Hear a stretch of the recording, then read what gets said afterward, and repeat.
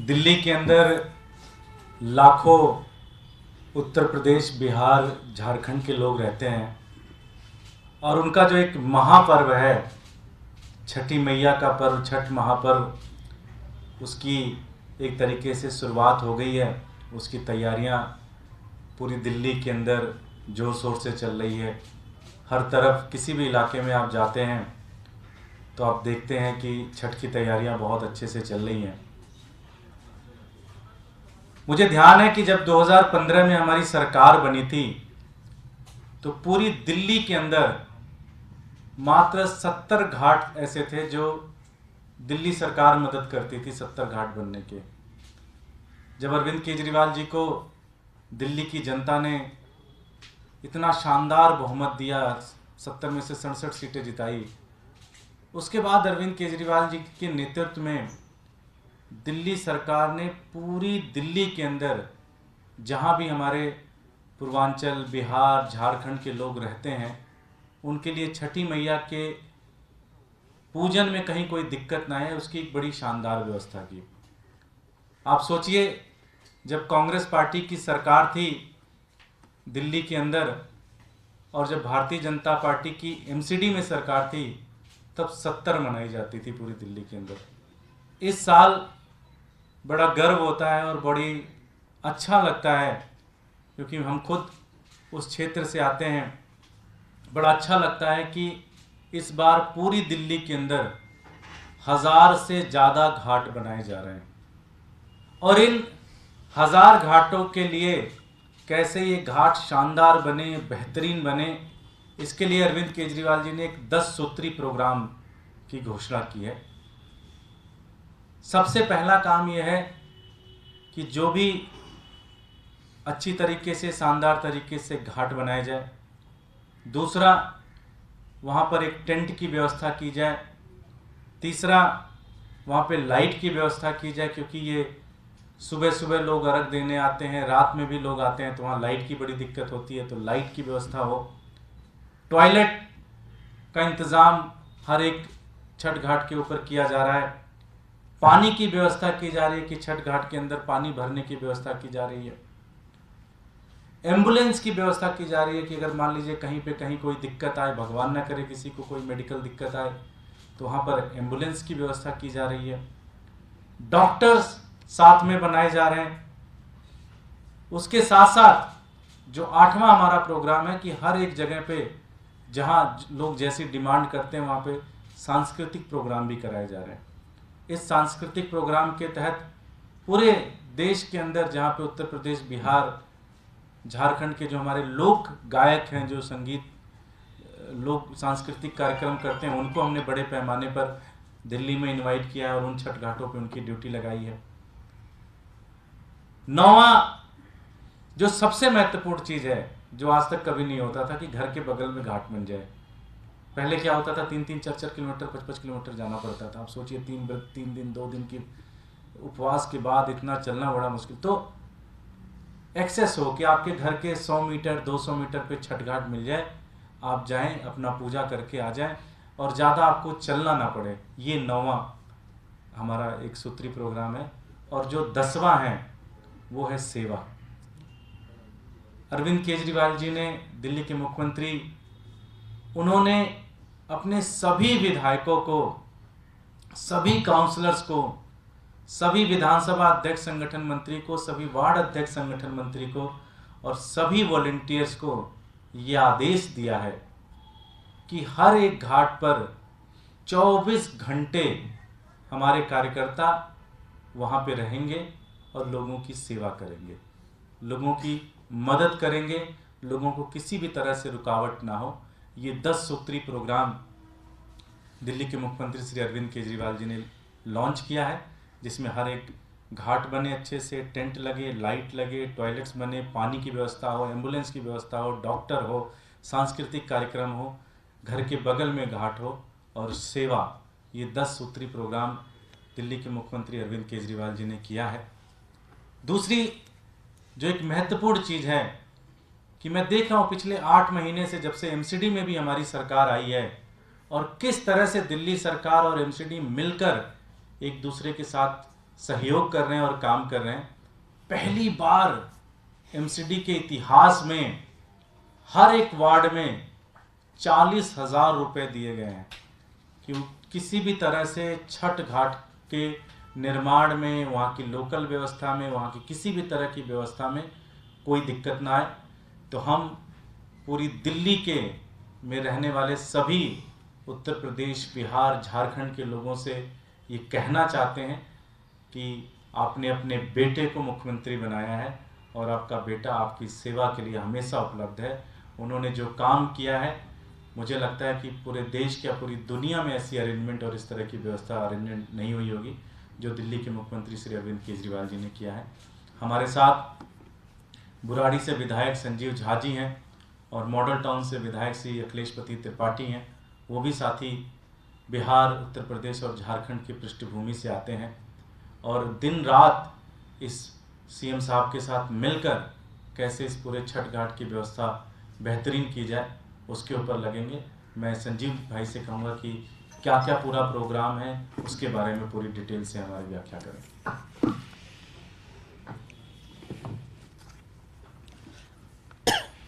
सभी पत्रकार साथियों को मेरा नमस्कार। और मैं सभी पहले पूर्वांचल वासियों को कल से 4 दिन का छठ पर्व की शुरुआत हो रही है, तो इसकी शुभकामनाएं देता हूं।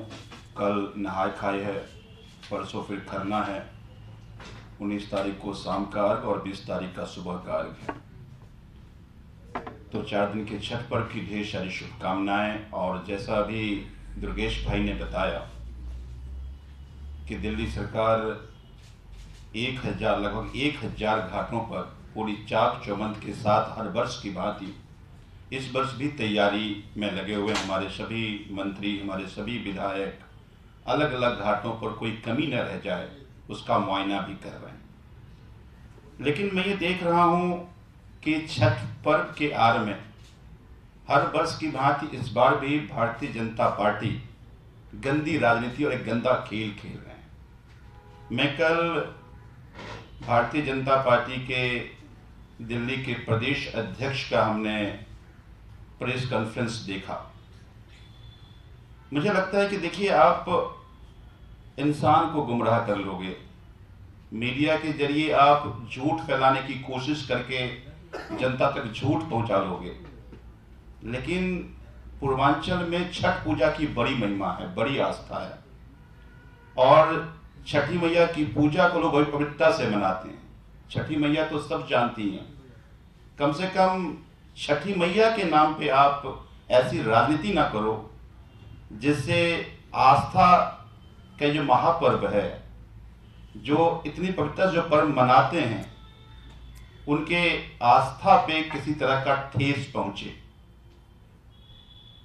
मैं ना केवल प्रदेश अध्यक्ष बल्कि दिल्ली के भारतीय जनता पार्टी के सांसदों को भी देख रहा हूं कि रोज झूठ परोसने की कोशिश कर रहे हैं।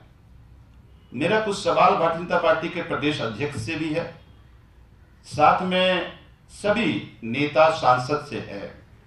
अभी दुर्गेश भाई ने बताया कि हम 5,000 रुपए 40,000 रुपए एमसीडी दे रही है। इससे पहले 15 साल एमसीडी में भाजपा रही। अगर इतना ही छठी मैया की पूजा के प्रति आस्था था तो उन्होंने कुछ 15 साल में क्या किया? आपको मैं याद दिलाऊं कि छठी पूजा में आपने देखा था कि ग्रेटर कैलाश में एक छठ पूजा पे एक पार्षद ने किस तरह से पूजा को रोकने की कोशिश की थी और वहां हमने फिर बड़ा आंदोलन किया था। इसी तरह से द्वारका में एक छठ घाट पे डिप्टी मेयर वहां के पूजा नहीं होने देने चुनौती दिया था, फिर पूर्वांचल वासियों ने चुनौती स्वीकार की और उनको नतमस्तक होना पड़ा। तो लगातार तो आप छठ रोकने की कोशिश करते रहे हो, आप पूर्वांचल के इस आस्था के महापर्व से खिलवाड़ करते रहे हो, तो आपके मुंह से इस तरह की बातें शोभा नहीं देता। दूसरी बात कि दिल्ली में जैसा भी दुर्गेश भाई ने बताया कि 70 जगह पूजा होता था, उसको हम 1000 तक पहुंचा दिए। पूर्वांचल के लोग गुजरात में, सूरत में बड़ी संख्या में रहते हैं, अहमदाबाद में बड़ी संख्या में रहते हैं। आपने वहां क्या किया है जरा ये बता दीजिए।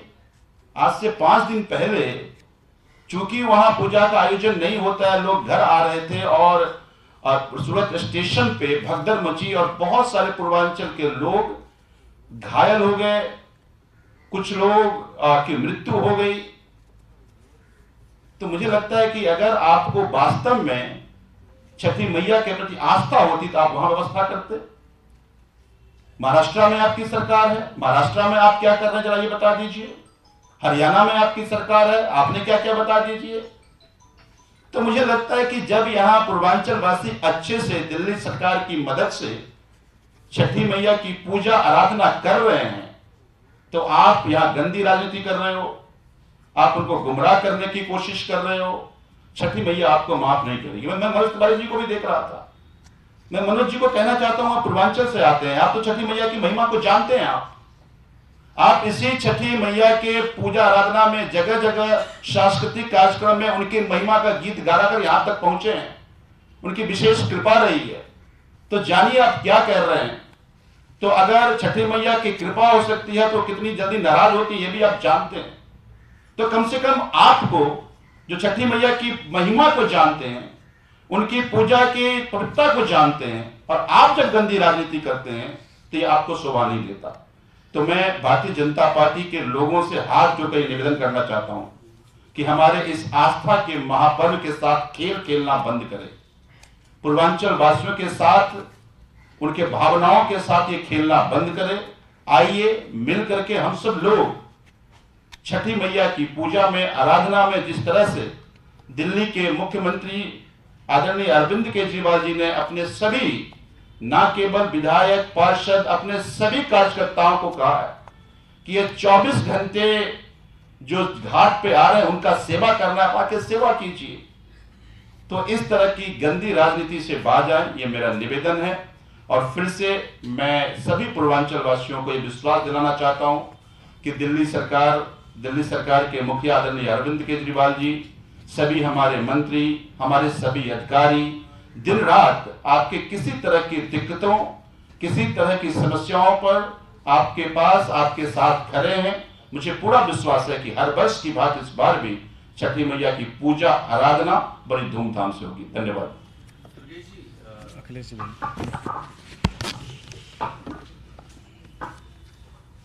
धन्यवाद साथियों। सबसे पहले मैं दिल्ली के आदरणीय मुख्यमंत्री श्री अरविंद केजरीवाल जी को बहुत धन्यवाद देना चाहता हूं, दिल्ली के सभी पूर्वांचल वासियों की तरफ से, दिल्ली वालों की तरफ से, कि उन्होंने दिल्ली को न केवल शिक्षा, स्वास्थ्य, बिजली, पानी के क्षेत्र में एक नायाब सरकार देने का काम किया, अपितु छठ पूजा का आयोजन एक ऐसे स्तर पर पहुंचाने का काम किया जिसको आज तक कोई भी सरकार छू नहीं पाई है। अन्य कामों के साथ साथ आध्यात्मिक पक्ष जनता के, उस पर जोर देते हुए आदरणीय मुख्यमंत्री जी ने जो 2015 में हमारी सरकार के पहले घाटों की संख्या केवल 70 तक सीमित थी, और सरकारों में, कांग्रेस और बीजेपी की सरकारों में उसको 1000 घाटों से भी ज्यादा पहुंचाने का काम किया। ये कदम दिल्ली के हर पूर्वांचल वासियों के लिए एक बहुत ही गर्व का विषय है। और जिस प्रकार से भारतीय जनता पार्टी, जिनकी कथनी और करनी में हमेशा अंतर रहता है, इस आस्था के महापर्व में सहयोग करने को छोड़ करके जो सरकार पूरे भारतवर्ष में सरकारी स्तर पे सबसे बड़ा आयोजन करने का जिसको गर्व हासिल है, छठ पूजा का, उस सरकार के खिलाफ छींटाकशी करने का काम कर रहे हैं। ऐसे में जो उत्तर प्रदेश में से मैं आता हूं, वहां पर उत्तर प्रदेश में भारतीय जनता पार्टी की सरकार है। भारतीय जनता पार्टी के प्रदेश अध्यक्ष से मैं पूछना चाहता हूं, भारतीय जनता पार्टी के एमपी लोगों से मैं पूछना चाहता हूं कि आप बताइए लोग जानना चाहते हैं कि उत्तर प्रदेश में कितने घाटों पर सरकारी स्तर पर अरविंद केजरीवाल जी की तरह आस्था के इस महापर्व का आयोजन आपकी सरकार के द्वारा किया जा रहा है। पता चलेगा एक भी नहीं। संजीव भाई ने बताया अभी कि गुजरात में लोग छठ पर्व मनाते हुए कुचल के मर जाते हैं, वहां पे कोई आयोजन नहीं होता, कोई सरकारी स्तर पर व्यवस्था नहीं बनाई जाती। और हमारे एमसीडी के प्रभारी दुर्गेश भाई ने बताया जिस तरीके से कि पिछले 15 सालों में भारतीय जनता पार्टी की सरकार एमसीडी में रही, एक भी घाट पर कोई भी सरकारी स्तर पर धन या किसी प्रकार की व्यवस्था बनाए रखने के लिए एमसीडी ने कोई काम नहीं किया। हमारी सरकार आने के बाद वहां पर वार्ड 40,000 रुपया छठ घाटों की व्यवस्था को ठीक करने के लिए, मुकम्मल करने के लिए आम आदमी पार्टी शासित एमसीडी ने निर्गत किया है। ये बहुत सराहनीय कदम है, मैं उसका स्वागत करता हूं।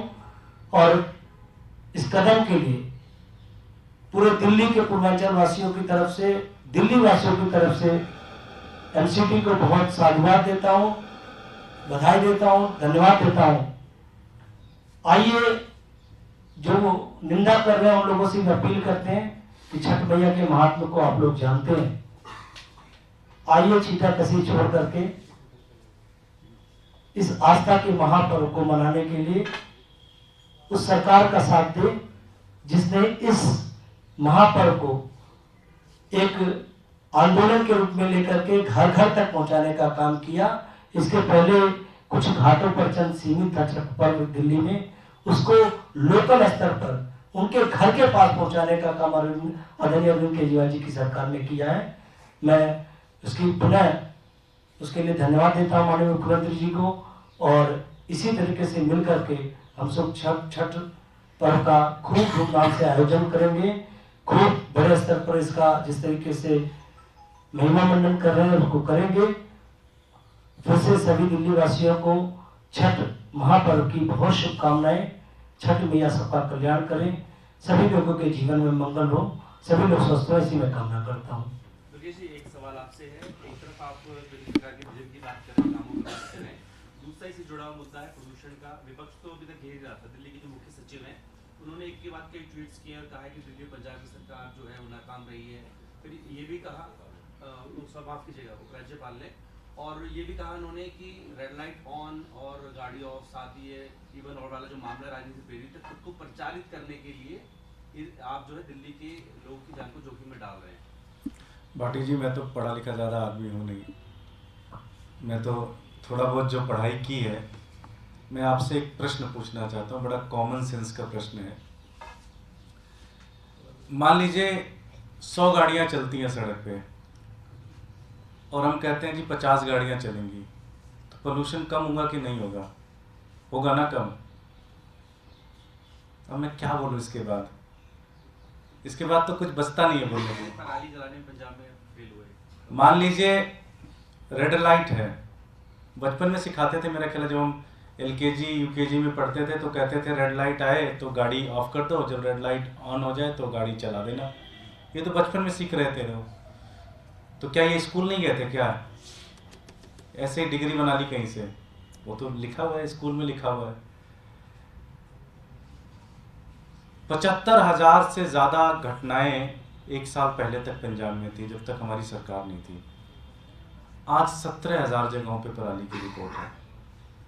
एक साल में पंजाब की भगवंत मान जी के नेतृत्व में सरकार ने लगभग 65% से ज़्यादा पराली कम की है।